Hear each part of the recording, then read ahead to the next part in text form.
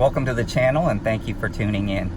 Today we're going to try to get a generator started, so let's get this project started and see if we can get this machine fixed.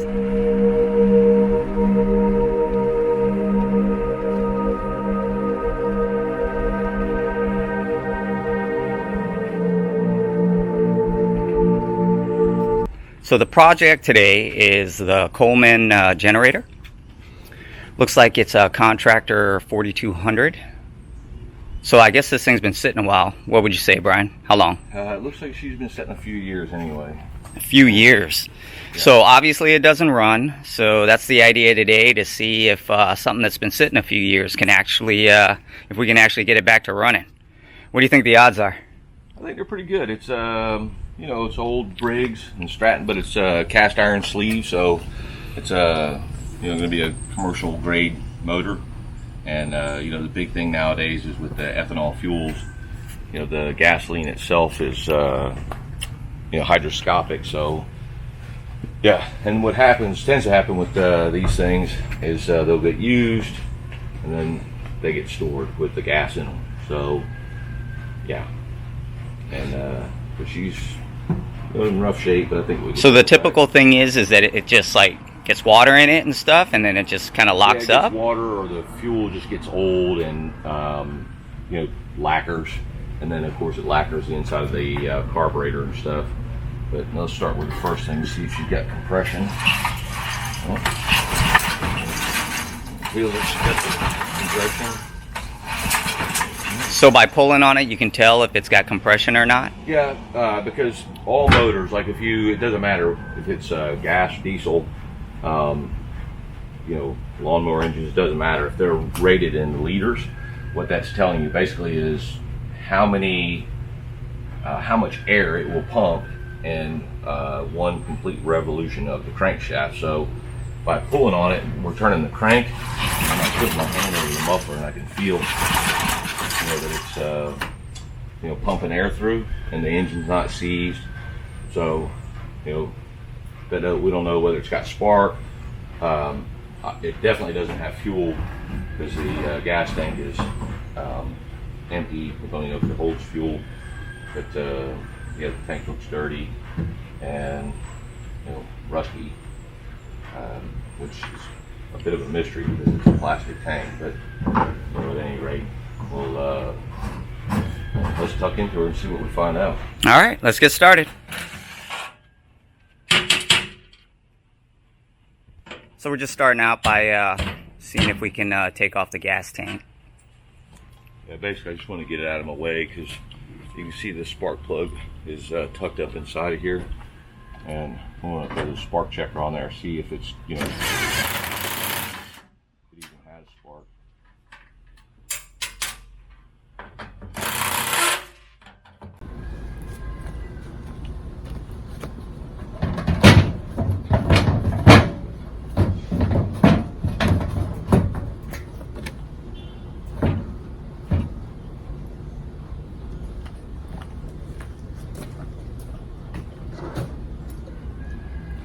The nice thing is we don't have to worry about jumping off the fuel line.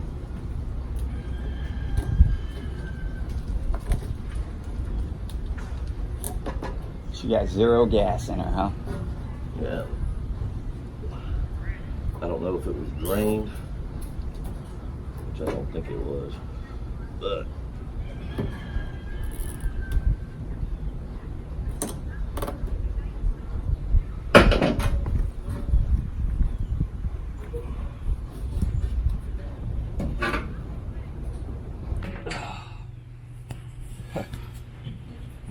but I'm on the side I had unclipped.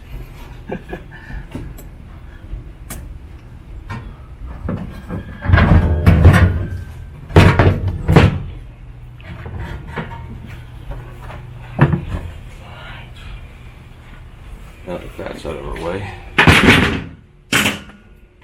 So gas tank's removed.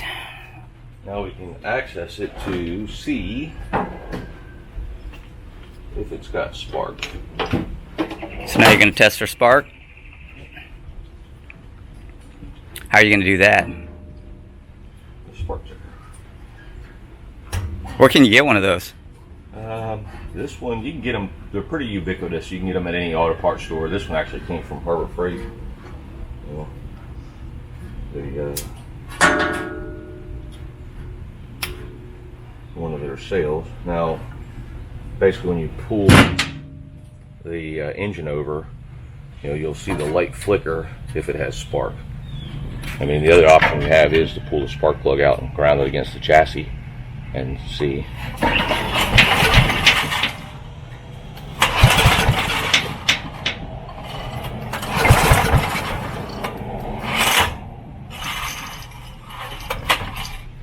You see it?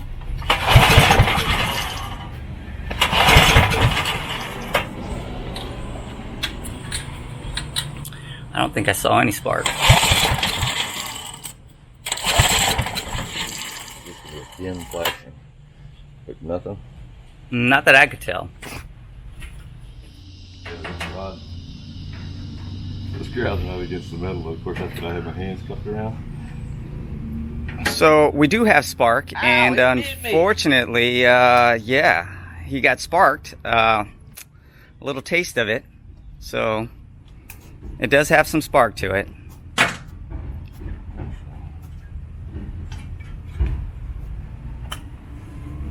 I would say the next thing we can do is add a little fuel. Let's see if we can get her to light off. And So you think just adding fuel might turn her over? see if she'll light off. Because the other big thing is you got to check is to make sure that the generator section is good. And the easy way to do it, check the engine to see, make sure the rings and all that stuff are good, is if you add fuel directly into the combustion chamber. And later on. Hold on for a second.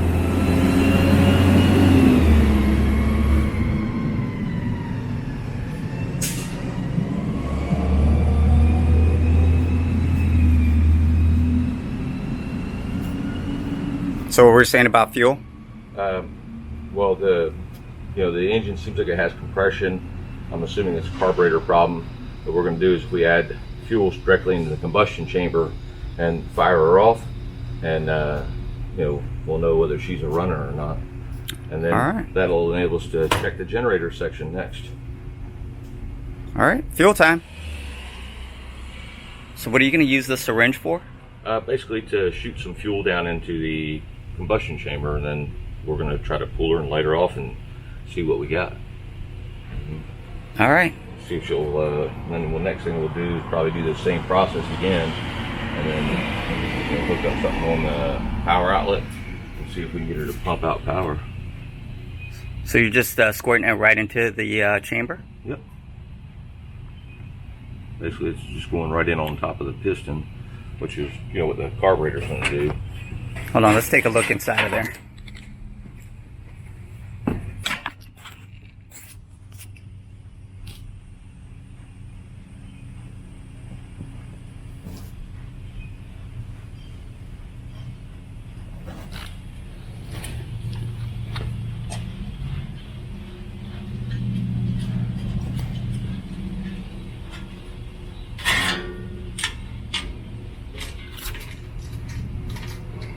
You just put the spark plug back in? Yeah, pop the spark plug back in and connect the plug wire.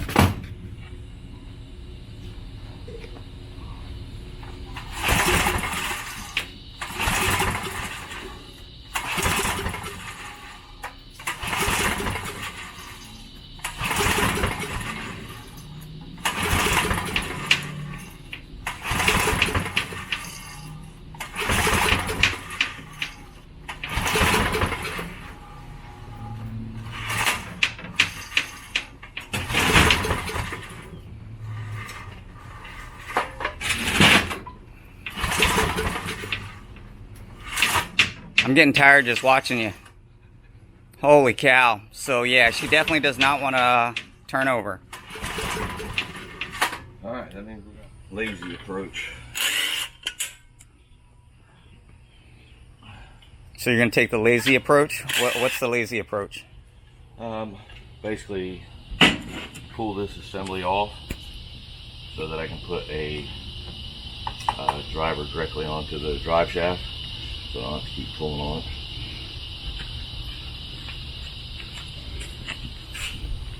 Gonna cheat the pull.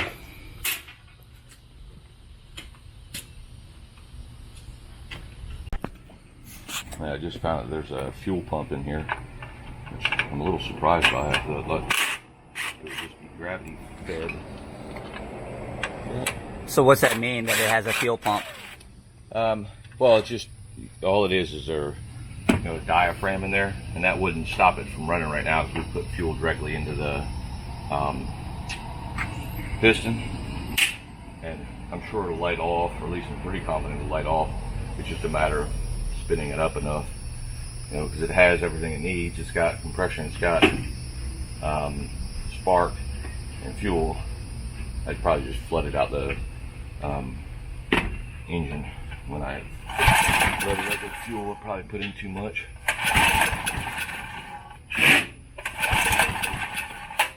So, like I said, I just have to take a little more off so I can make it easier on myself.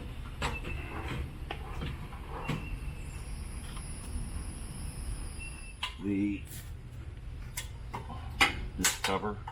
Oh, you're gonna just take off the pull cover?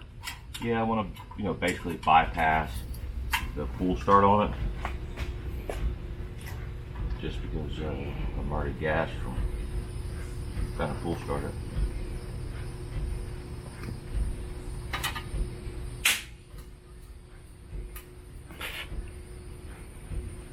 It's just a couple of 3/8 bolts to hold this cover on.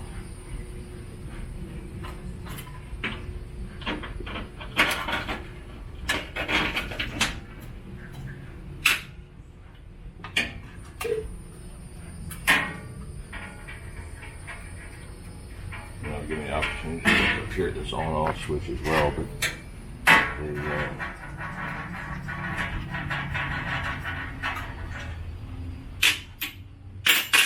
pretty certain that it doesn't have anything to do with that, because that would be a ground. We did have spark.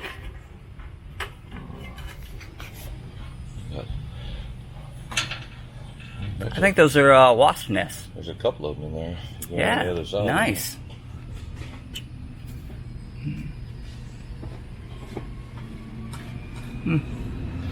This is a mud dauber.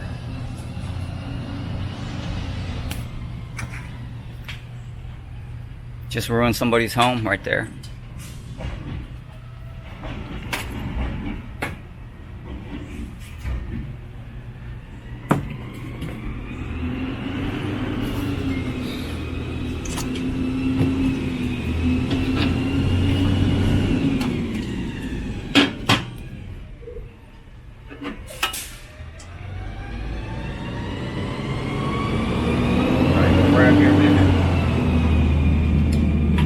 On the back side of your ignition coil, this is the grounding lug. So by disconnecting that, you're taking this switch out of That little prong right there? Yep. And so that is the kill switch. So if we get it to light off, we won't have any way to shut it off, but it's kind of irrelevant for us right now because it has so little fuel in it. All right, so you're gonna That's gonna match put a socket on that and get a drill? Yep, and use that to spin it up and Cheat the pulley. try to be lazy.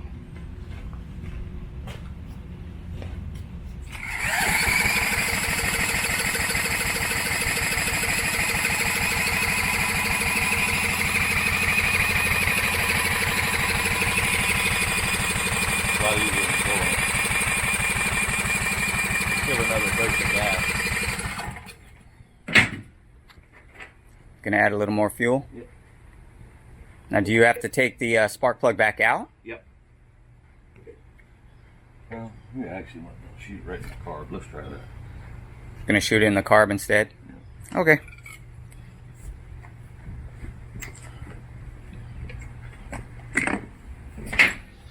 So just shot fuel straight into the car.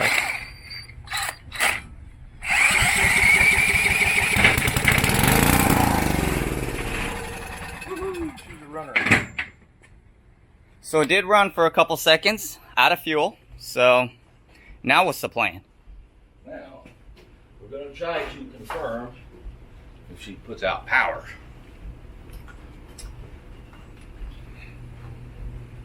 So was the original complaint on this thing that it just wasn't working, wasn't running, Yeah, or it didn't run. it didn't run at all? Yep, no. All right. So, basically, we bypassed all the safeties because by disconnecting this, that is the grounding circuit for the coil pack. So now, as it spins past the ignition coil, it's going to fire no matter what.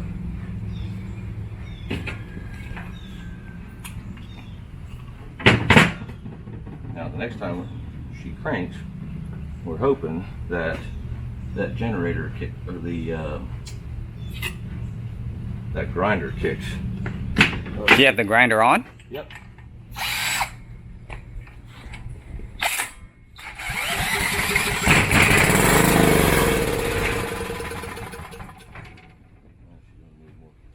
More power.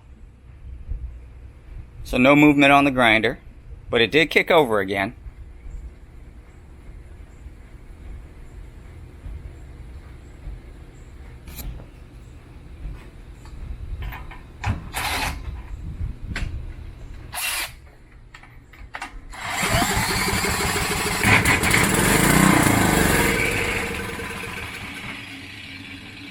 All right, well the grinder is spinning.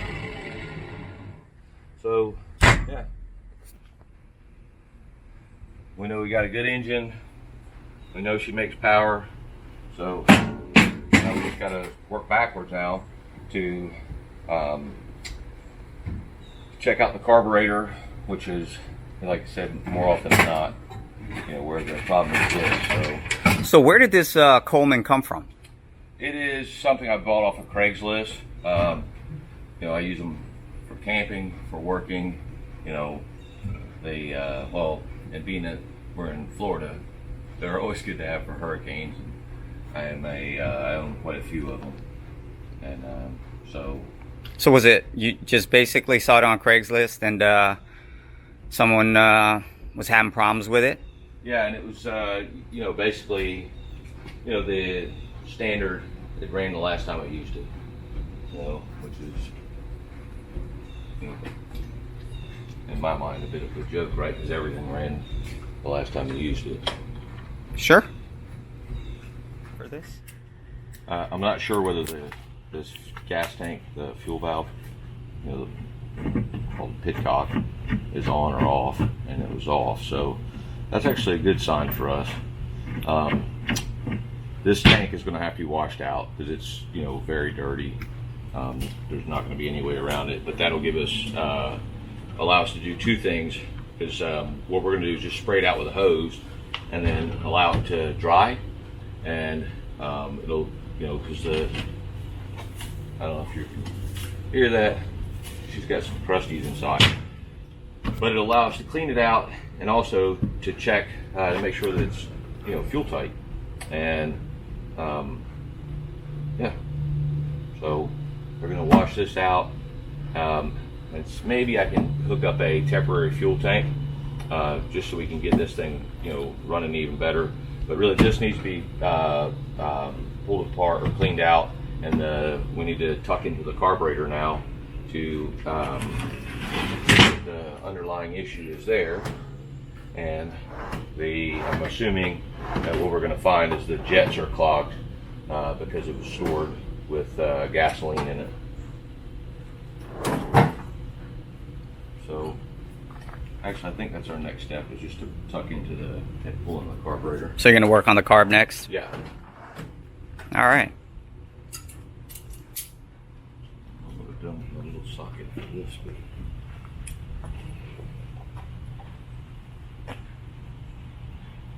seems wrong, but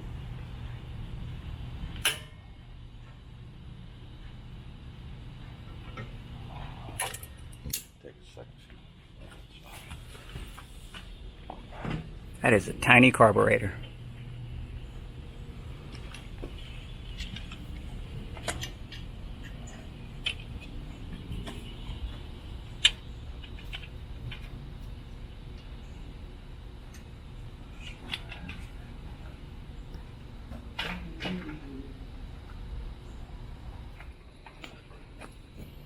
So you couldn't find a socket, so having to do it the vice grip way. Yeah, Oh. all you gotta do is break them loose. Do you need the ends of them for anything, or just? No, it's the. I just prefer not to chew the threads up if I don't have to. So.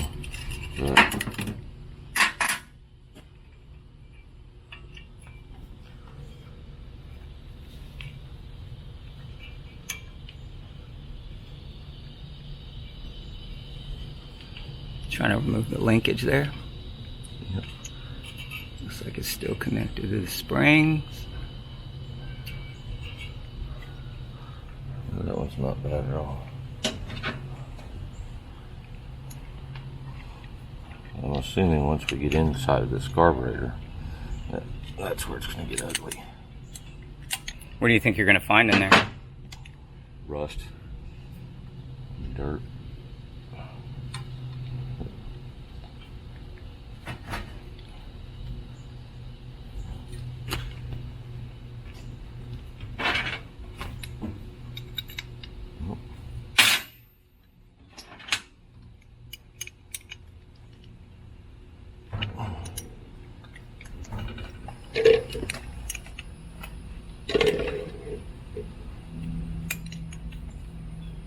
What are you removing right now?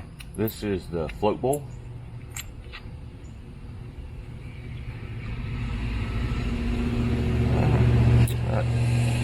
A little bit of rust in there, huh? Actually, not too horrible. Seen a lot worse. But this is the inlet line coming from the fuel pump, and this is what allows the fuel to flow or not. And I can show you real quick. This pin, if you remove this pin,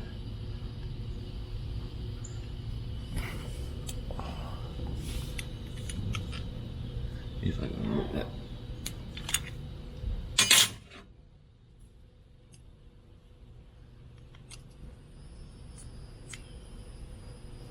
That was the pin that holds the float on. Yep, and you'll see there is a needle on the back side. Yep. And that is the gate for your fuel. This, when the float raises up, it pushes the float up and seals off that red rubber tip. And it mounts. It just slips in like that. So to put it back in, what you're going to do is turn the carburetor over, put this like that, and then slide the pin back in here. Obviously we're going to do all that after clean it. Okay. Pretty simple process. So you're going to just clean all these parts now? Yep. Alright, so you've removed the carburetor, got some of the parts off of it. Yep, and normally what you want to do is unscrew. There's a jet right down in there, and you want to unscrew that, and it feeds. I don't know how well you can see it. There's a little post sticking up from here. Actually, let me flip it over so that's the correct orientation. There's a little post that comes in from the bottom. That's that jet that feeds up. Unfortunately, this one looks like she's pretty corroded in there. So, I'd be surprised.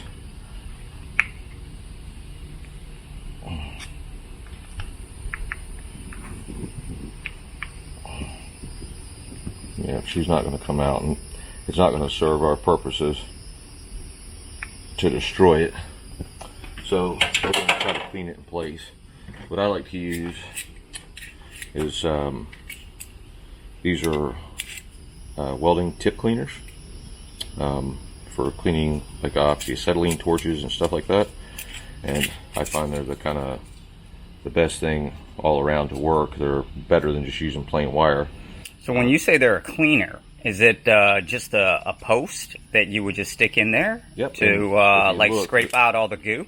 Yeah, if you look, these are actually tiny little files. So first what we'll do is feed that up through, and if you look inside there, you can see it.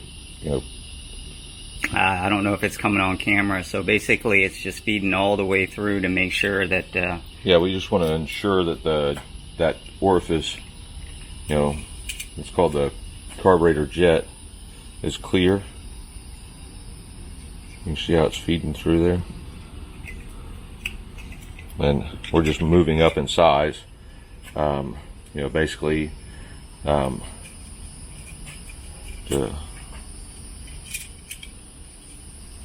we don't want to do is start filing out, making the jet, changing the jet size. So we just want to get it cleaned.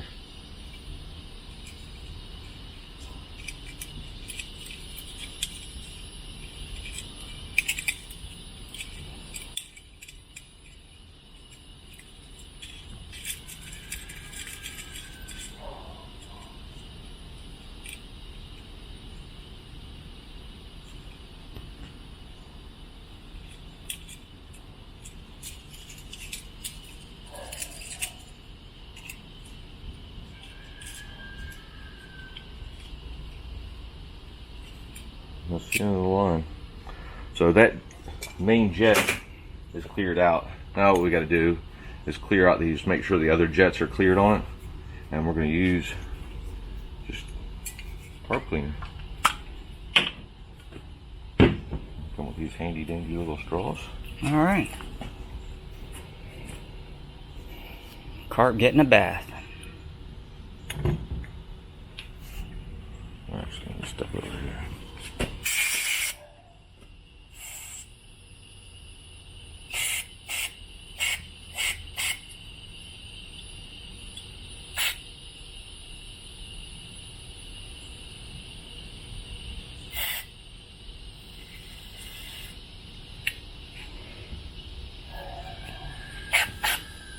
So are you just randomly spraying it on there, or what jets are you trying to hit, or holes are you trying to hit? Well, one or two of these are going to feed through to this orifice and this orifice.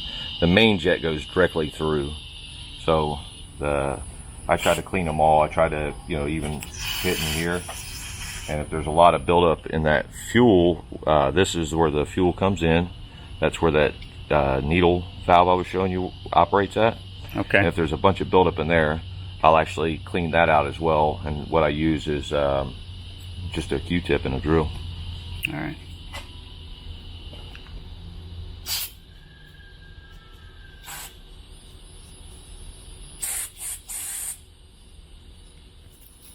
All right. What do you got going? Just cleaning off this pin valve. We don't want to disturb the rubber seal, but you can see there's a bit of corrosion built up on here. And that pin valve again was a part of the whole float and carburetor, right? Exactly. This is what controls the fuel into the carb. So and it actually shuts the fuel off as well, so that when the engine's not running, it doesn't keep flowing into the carburetor. What are you using to clean it? That's just a piece of Scotch-Brite. Okay, and you're just kind of just knocking off the rough edges on the side, any kind of buildup or whatever? It's really just an abundance of caution because this has a rubber tip. Most of these are just solid brass or bronze.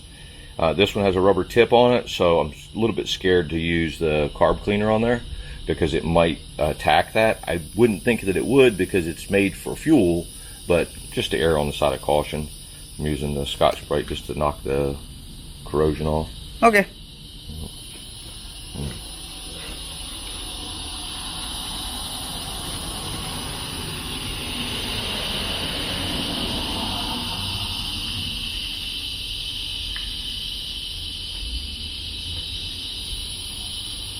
Done and done. Now we're going to have to come up with some type of temporary fuel cell.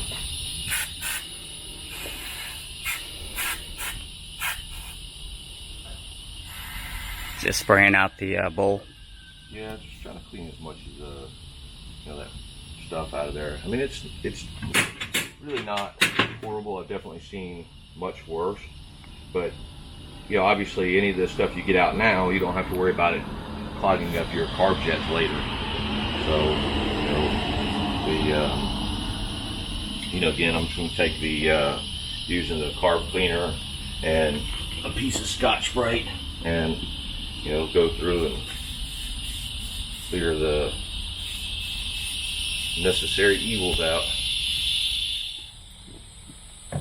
So you're just spraying it out with water?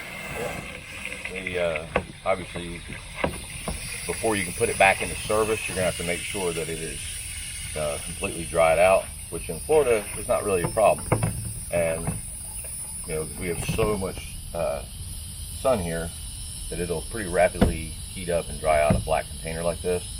At the same time, what I'm now, is it just draining out the bottom? Or actually, do you have it? Right now I've got there's a pitcock fuel valve on there. I've got it closed because I'm using the water to check the tank for any other leaks? Any leaks, anything like that. Okay. Around that pitcock.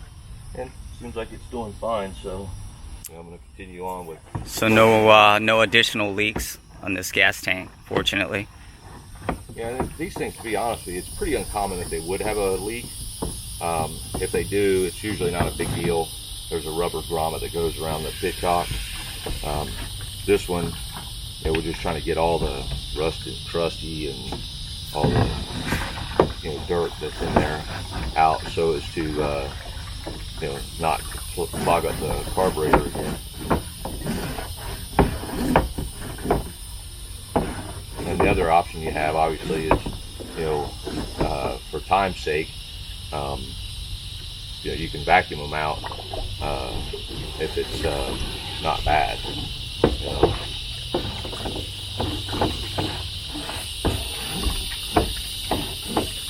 This thing, obviously hasn't had fuel in it in years, and it's literally completely dry. I haven't seen bits of rust.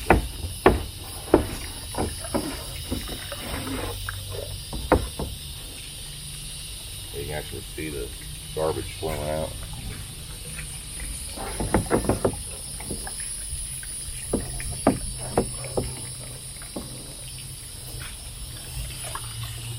Let's go. All right, so you're putting the car back together now after cleaning it, and the best we could anyway. All right, float back on. Slide that pin back through.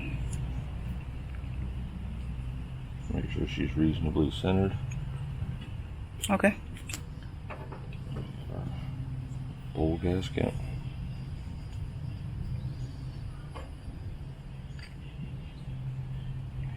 The other thing I forgot to check, this one does not have jets in there.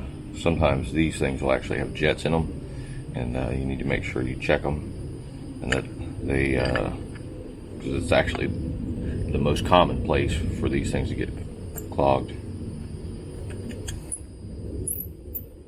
So the actual bolt will have some jets in it? That bolt, yeah.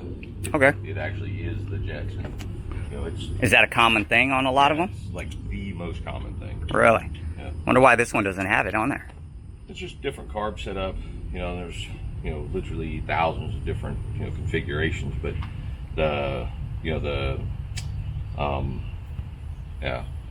it's nice when they're down there, because a lot of times to clean this bowl, all you do is take that nut off, and you're able to clean the main jet and clear the bowl out and put it back together, and you're done and done.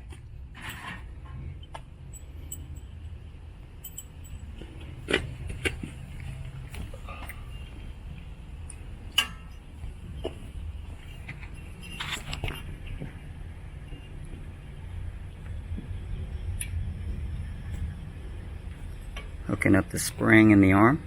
Yep, throttle linkage.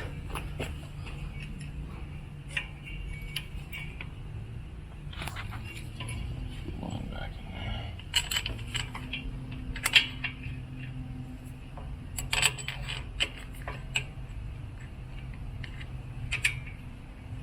there. All right.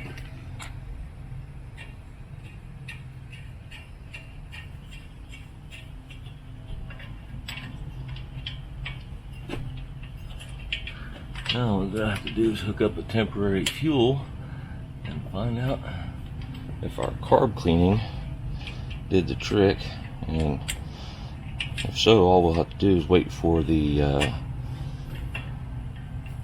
fuel tank to dry out.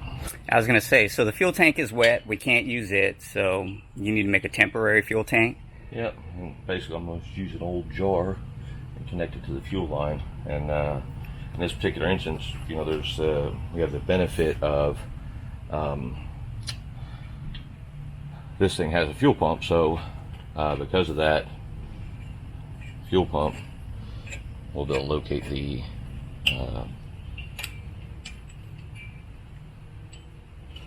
Is it not aligning properly? no.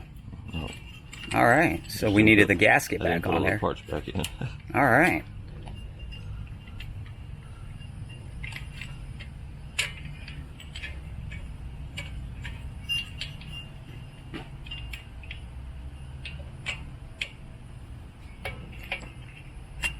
Yeah, I guess the thing I always tell people to remember, I mean, you know, at the end of the day, this is a lawnmower engine, you know what I mean? So it's you're not, you know, building a spaceship.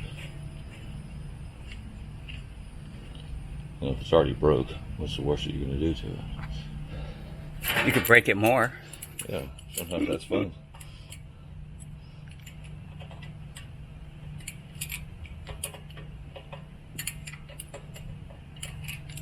How tight do those have to be? Not very. Just want a good seal on the gasket. Yeah, a couple pounds of pressure. That's it. All right. Well, carb's back on. Carb's back on. I don't want to put this back on yet because I want to use a cheater for cranking it, because I'm old and lazy. Okay. Fair enough. Oh, we're going to need some more fuel. So we've got a mayo jar full of gas that's going to feed this generator. Yeah. All right. And ignore the fact that it's right there next to the muffler, because, you know, it's safety third. Okay. Well, we do not recommend that you do this. All right. So I'm going to try to crank it over.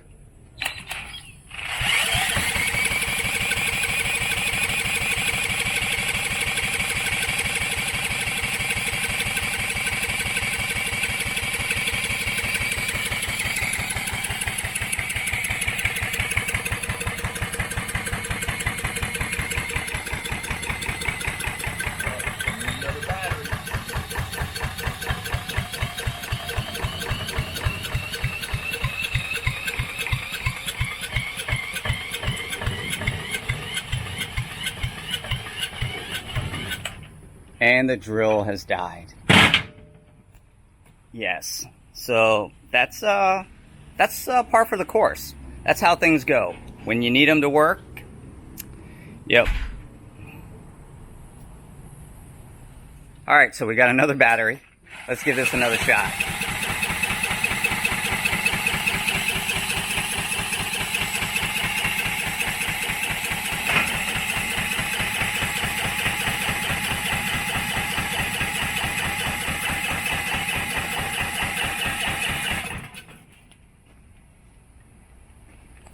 Still won't crank over.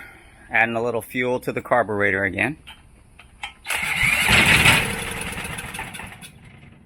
Oh, she kicked.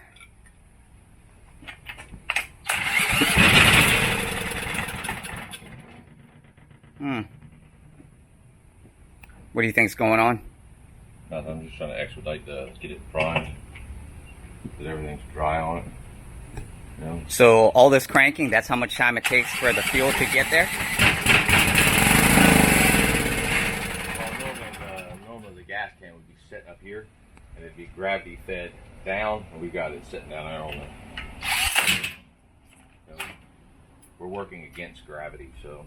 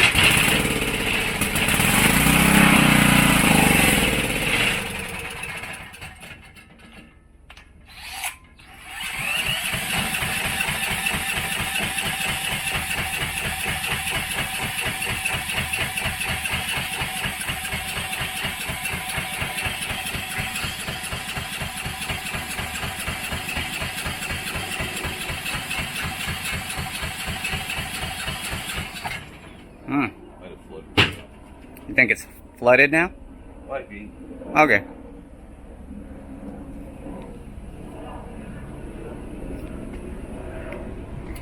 A little more fuel.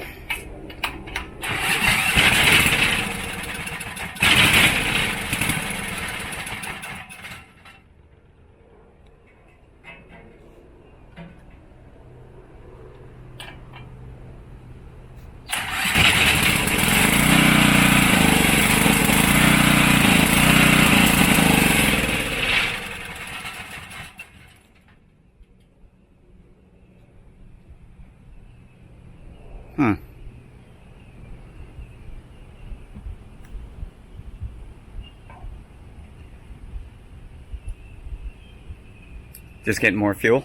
Yeah. Like I said, I don't know how powerful this That little fuel pump is. Yeah.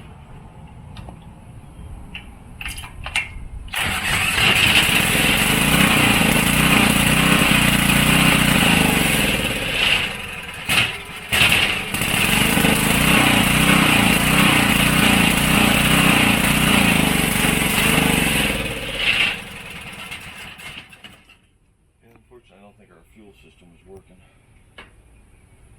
I see the arm cranking, the linkage moving back and forth. I So think the problem is our, could the fuel pump be bad? it could be, but it's, like I said, it's, I think it's just a, they're only a little diaphragm pump. I don't think that's the issue. I think it's just, it wants that fuel tank back on top. Oh, so we're actually going to have to wait to put Yeah. that fuel tank back on top once it dries. Yeah, because normally that fuel pump is being assisted by gravity and the weight of the fuel pushing it towards the carburetor. Okay. So, all right, we'll wait for the fuel tank to dry and pick it up from there. All right.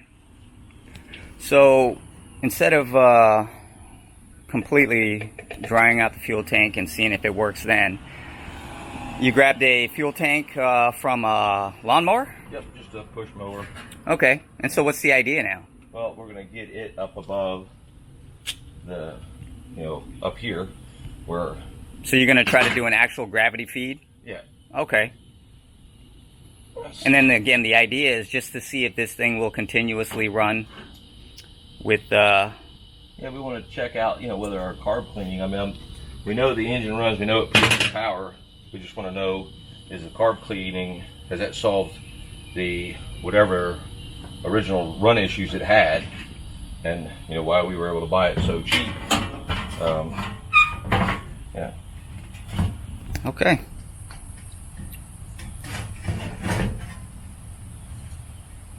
This might take some doing.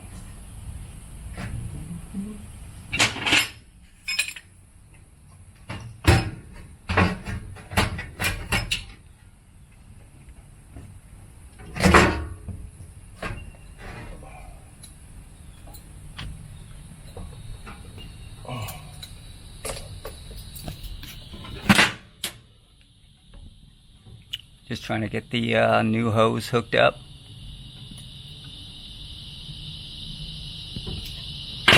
All right.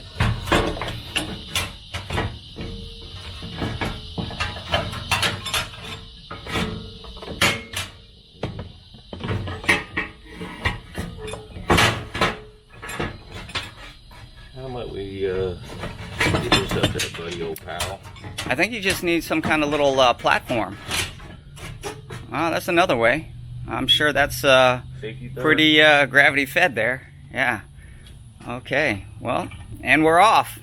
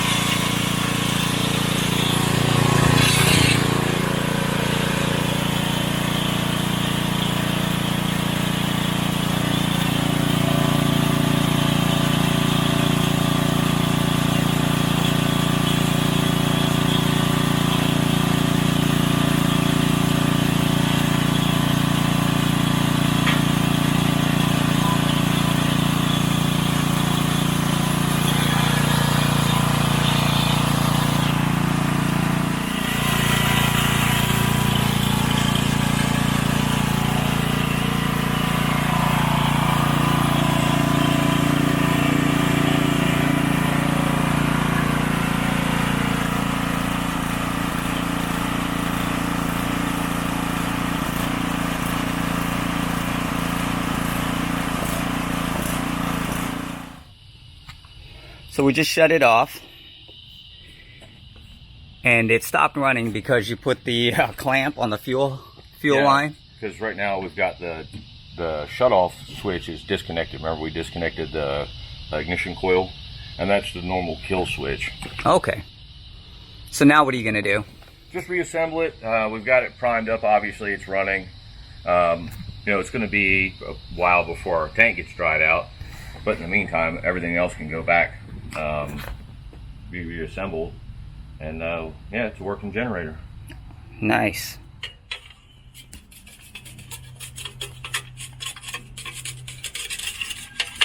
Slowly coming back together. Again, we'll still have to wait on the tank to dry out thoroughly before we put that back on. But at this point, it looks like it's running great on its own.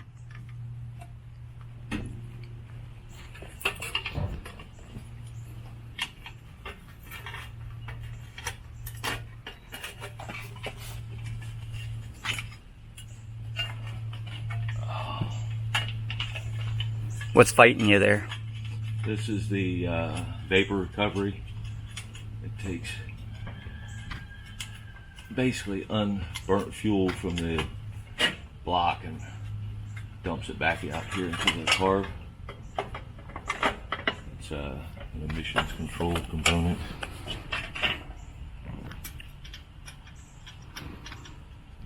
So obviously this thing didn't have a cover for the, or a filter for the carb. It's missing that, and we'll have to pick one up, but I'm sure it'll be easy enough to sort out. Now that we've got that. Got it up and running? Yep. Carburetor sorted out. We know we've got that solved, so it's worth, you know, spending some time and a couple bucks to pick up a nice filter for it. Yeah, filter and cover. And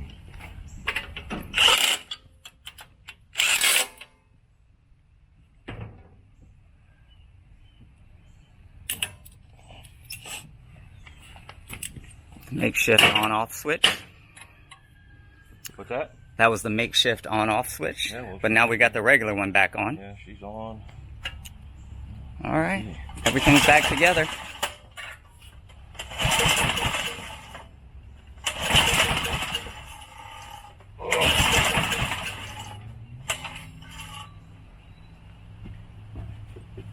Check it, make sure it's running out of gas. Oh, no, it's still got gas. Still got some gas in it? Oh, how about you come over and hold this corner and I'll give it a All right. tank.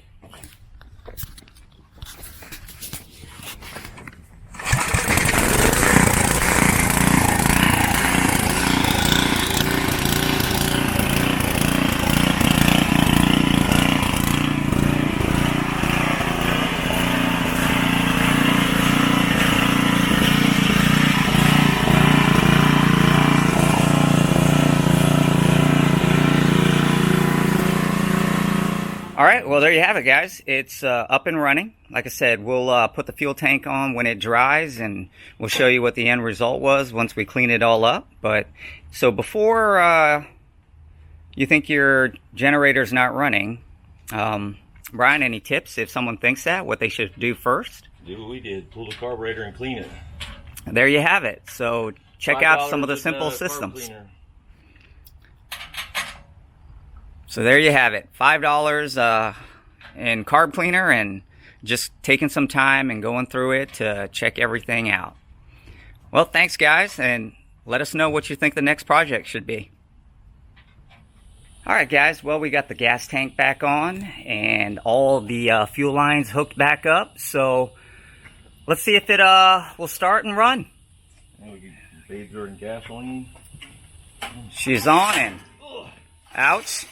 One more pull.